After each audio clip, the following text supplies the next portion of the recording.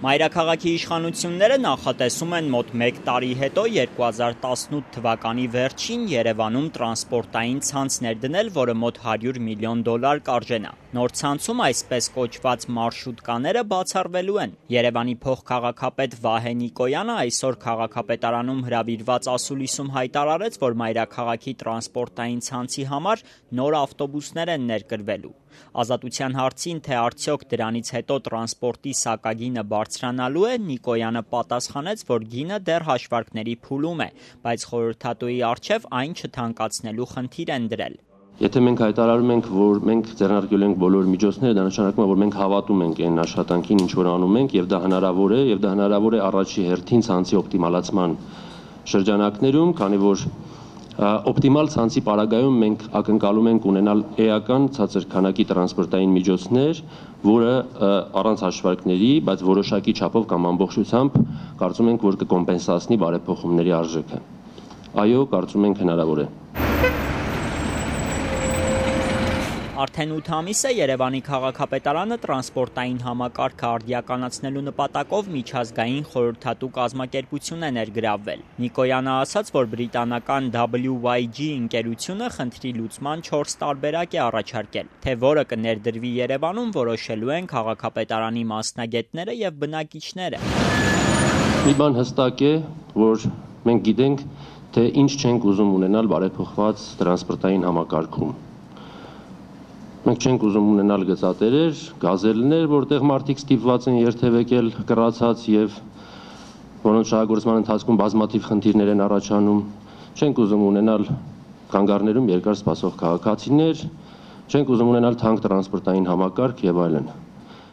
Խորհրդատու ընկերությունը, որի հետ քաղաքապետարանը պայմանագիր է կնքել, ուսումնասիրությունները պետք է 6 ամսում ավարտեր, այսինքն այս տարվա հունիսին։ Ազատության հարցին, որ արդեն 8-րդ ամսին ենք մոտենում, բայց ընկերությունը դեռ ուսումնասիրություններ է կատարում, ինչն է պատճառը, Նիկոյանը ասաց, որ լրացուցիչ հաշվարկներ էին անհրաժեշտ։ Նախագծմամբ զբաղվող բրիտանական WYG ընկերության աշխատանքներին ներգրավվել էին նաև 1 նիդերլանդական եւ 1 հայկական ընկերություն։ Պայմանագիրը կնքվել էր նախորդ տարվա դեկտեմբերին, ընկերությանը վճարվել է $850,000։ Փոխքաղաքապետը շեշտեց, որ առաջարկվող փոփոխություններով ձգտելու են ընդհանրապես հրաժարվել միկրոավտոբուսներից։ Քաղաքը սպասարկվելու է միջին եւ մեծ ավտոբուսներով։ Նիկոյանի խոսքով նոր համակարգի ներդրման համար մոտավոր հաշվարկներով $100 միլիոն է անհրաժեշտ։ Բնականաբար առաջի ճանապարհը մենք ակնկալում ենք, որ կլինի միջազգային ներդրող, որը մեր չափորոշիչներով եւ վերահսկողության մեխանիզմներով կփորձի սպասարկել քաղաքը։ Չի բացառվում, որ չլինի ներդրող այս համակարգում եւ մենք հաշվի ենք առել, որ այդ պարագայում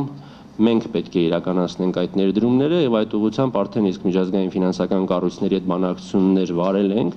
Խոսքս